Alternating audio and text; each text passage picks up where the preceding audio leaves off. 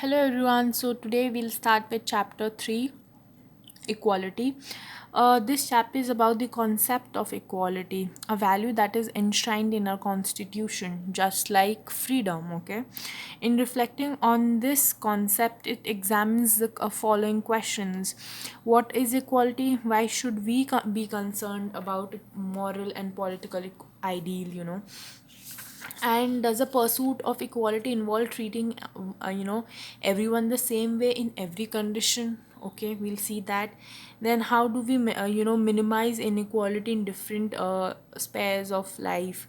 And why should we pursue equality? How do we distinguish between the different dimensions of equality, whether we talk about political, economic, and social? In the course of understanding and answering these questions, you would encounter some important ideologies of our time: socialism, Marxism, liberalism, um, and feminism. In this chapter, you will see facts and figures about the conditions of inequality. These are only for you to appreciate the nature of inequality, okay? The facts and figures need not be memorized. So let's start. We'll start that why does equality matter, if you come to talk about that. Then equality is a powerful moral and political ideal that has inspired and guided human society for many centuries. It is implicit in all faiths and religions that proclaim all human beings to be the creation of God. Okay, as a political ideal, the concept of equality invokes the idea that all human beings have equal worth regardless of their color, gender, race, and nationality. It maintains that human beings deserve equal consideration and respect because of their common humanity. You get it? So politically, you know that what does it stand for, and it is a notion of a shared if it is this notion of a shared humanity that lies behind, for instance, the notion of universal human rights. We talk about universal adult franchise or crimes against humanity. Okay. In the modern period, the equality of all human beings has been used as a rallying slogan in the struggles against states and social institutes which uphold inequalities of rank, wealth, status, or privilege among people. In the 18th century, the French revolutionaries used the slogan liberty, equality, fraternity. Even we have, we also use it. We've talked about justice, liberty, equality, and fraternity. And this slogan, liberty, equality, fraternity, was very famous during the French Revolution in the 18th century to revolt against the landed feudal aristocracy and the monarchy. The demand for equality was also raised during the anti-colonial liberation struggles in Asia and Africa during the 20th century. It continues to be raised by struggling groups, such as women or Dalits who feel marginalized in our society. Today, equality is widely accepted ideal which is embodied in our constitution and laws of many countries. Yes, yet it is inequality rather than equality which is most visible around the world, around us in the world as well as within our own society. In a country, we can see slums existing side by side with, you'll see luxury apartments in, at one side, and right next to it, you'll see, slums. That's very common. We'll see luxury housing societies in schools and world class facilities, air conditioned classrooms along with schools which may lack even drinking water facilities or toilets, waste of food, as well as starvation. So right next to each other, we have seen such contrast of standard of living. Read the accompanying fact sheet on global inequalities and the table on inequalities within our country. We have to do this. Search for quotations from different religious scriptures that affirm the ideal of equality. Read these in the classroom. So you can look up, how equality, the concept of equality has been there in different religions. And yeah, everyone I know believe in a religion. Every religion I know preaches equality. Then why is there inequality in the world? We're questioning this, that even when all the religions they say that all human beings are equal and falana and dimkana, but still it is inequality that we see more often and every day than seen equality. So this is some of the fact figures and everything on global inequality. The richest 50 individuals in the world have who in the world have a combined income greater than that of the poorest 40 crore people. Just imagine, the poorest 47 40% of the world's population receive only 5% of the global income, while the richest 10% of the world's population controls 54% of the world's global income. Can you imagine? Just compare this, that the top 50 individuals or top 5% population, how much do they control of the commonwealth, of the world's global income. And then we come to know about that the bottom 50%, 40% of the people, who belong, who have who are poorest, they only have 5% of 5% of uh, world's total, if you talk about global income. The first world of the advanced industrial conditions, namely North America and Western Europe, with 25% of the world's population. So you see North America and Western Europe, that with 25% of the world's population owns 86% of the world's industry and consumes 80% of the world's energy. So just imagine how much share of the energy they are consuming. On a per capita basis, a residents of the advanced industrial countries consumes at least 3 times as much as water, 10 times as much as energy, 13 times as much iron and steel, and 14 times as much uh, paper as someone living in a developing country like India or China. The risk of dying from pregnancy related causes is 1 to 19 in Nigeria, but 1 to 8700 in Canada. So just look out the figures, that where do we stand on world these graphs, okay. The industrial countries in the first world war of the first world account for nearly two-thirds of the global emissions of carbon dioxide from the combustion of fossil fuels. They also account for three-quarters of emissions of sulfur and nitrogen and oxide that cause acid rain. Many industries known for the high rate of pollution are being shifted from developed countries to less developed countries. So see, whatever the pollution and everything, they are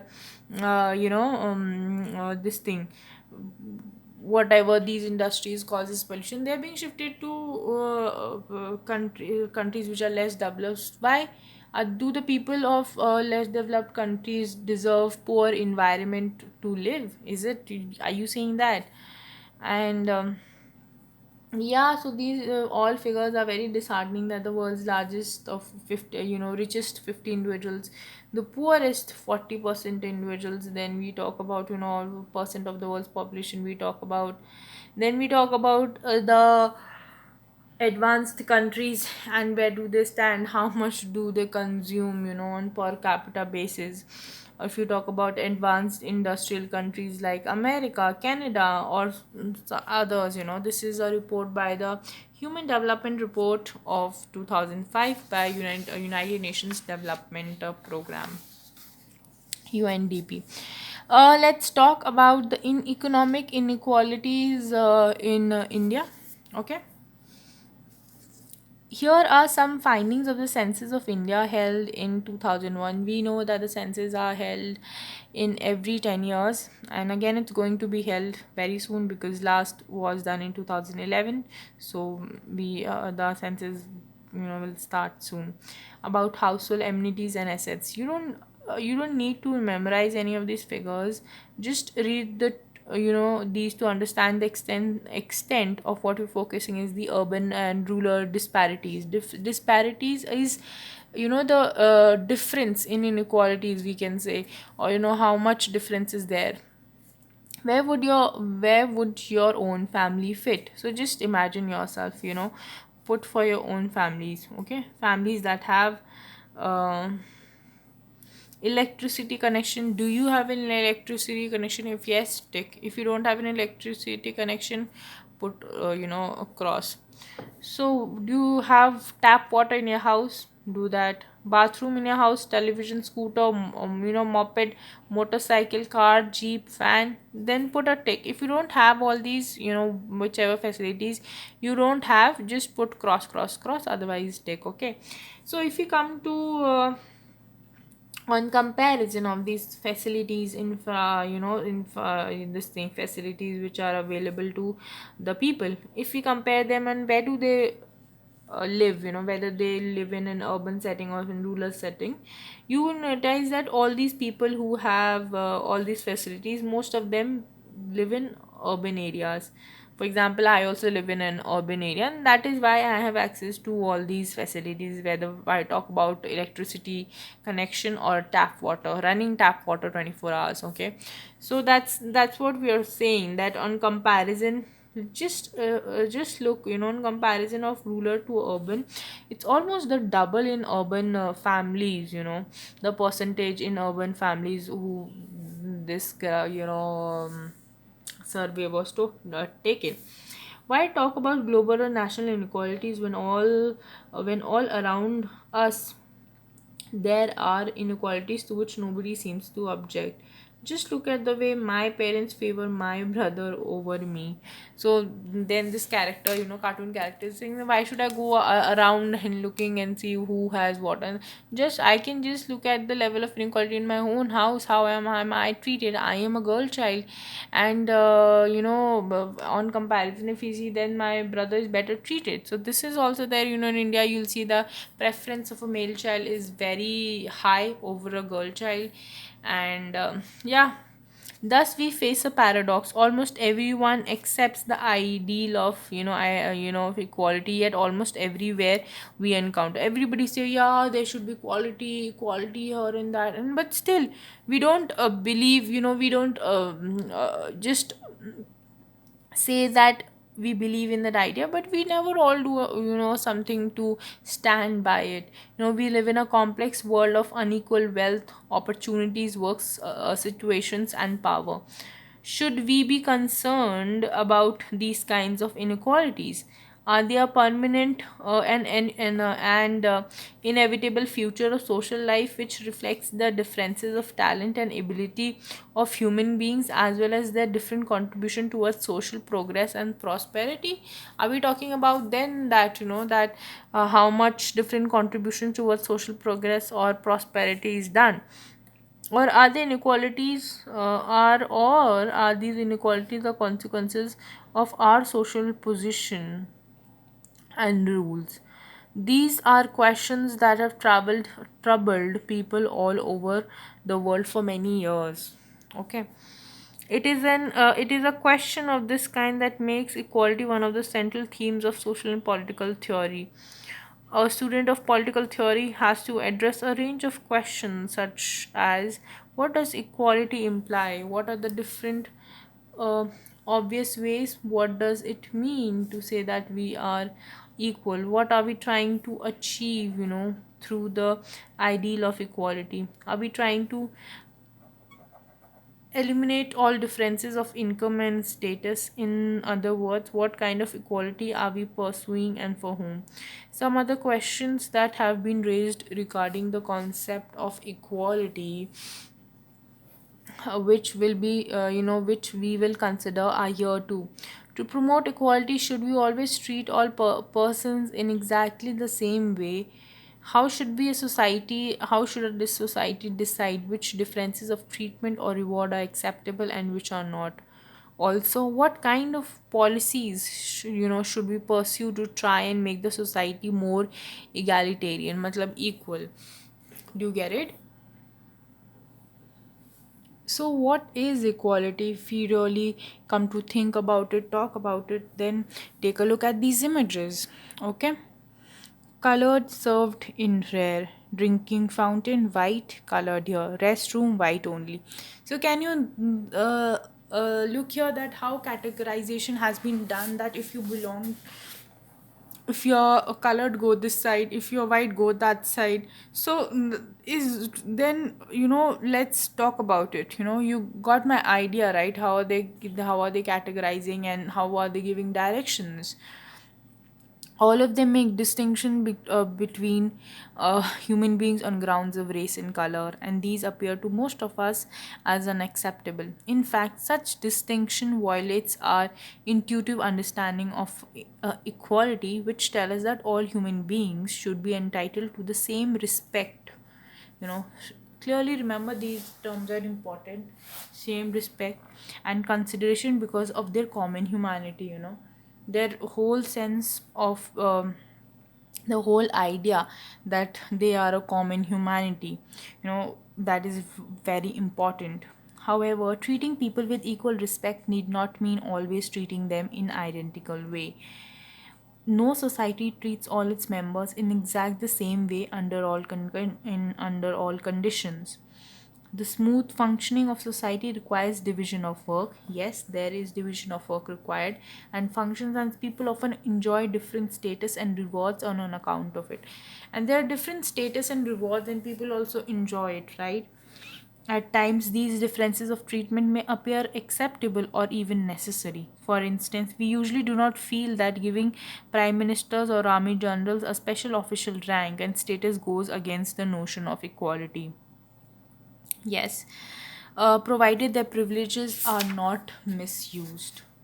Okay, but some other kind of inequality may seem unjust. For instance, if a child born in a slum is denied nutritious food or good education, uh, you know, through no fault of his or her, it may appear unfair to us. Okay, the question that arises is which distinction and differences are acceptable and which are not. So which there is an if there is a different treatment, to which are we equal and to which are we not fine, we're not able to accept it.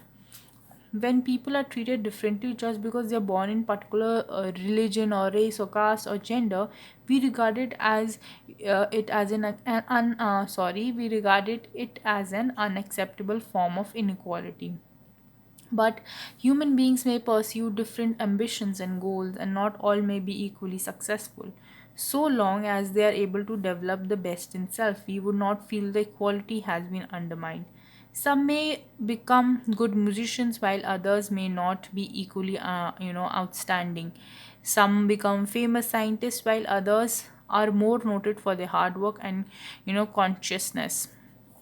The commitment to the ideal of equality does not imply the elimination of all forms of differences. It merely suggests that the treatment we receive and the opportunities we enjoy must not be predetermined by birth or social circumstances. you know the ideal of equality, what it says that that the treatment we receive and opportunities that we will have or we should have, this should not okay, this is very important, that they should not be predetermined because you're born in certain family or certain social circumstances. Okay, so we've come to know about acceptable form of inequality, what is acceptable to us and what we treat as unacceptable. Okay, equality of opportunity. The concept of equality implies that all people as human beings are entitled to the same rights and opportunities to develop their skills and talents and to pursue their goals and ambitions. This means that in a society, people may differ with regard to the choices and preferences. They may also have different talents and skills, which result in some being more successful in the chosen careers than others. But just because only some become ace cricketers or successful lawyers, it does not follow that the society should be considered unequal. In other words, it is not the lack of equality of status or health or privilege that is significant, but the inequalities of inequality in people's access to such basic goods, as education and healthcare and safe housing, that make um, for an equal and unjust society. So that's the difference that we are talking about here. Okay. uh, Natural and social inequalities, if we talk about, a distinction has sometimes been made in political theory between natural inequalities and socially produced inequalities. There are so many notions and views that we tend to carry on all our life, because these are socially produced. And similarly, some inequalities are um, natural. Of course, if somebody is born in a particular way, or that is a natural inequality that's been done. But some inequalities are there because the society has made norms and rules like that. Natural inequalities are those that emerge between people as a result of their different capabilities and talents. So inequalities are those that emerge between people as a result of their different capabilities and talents. These kinds of inequalities are different from socially produced.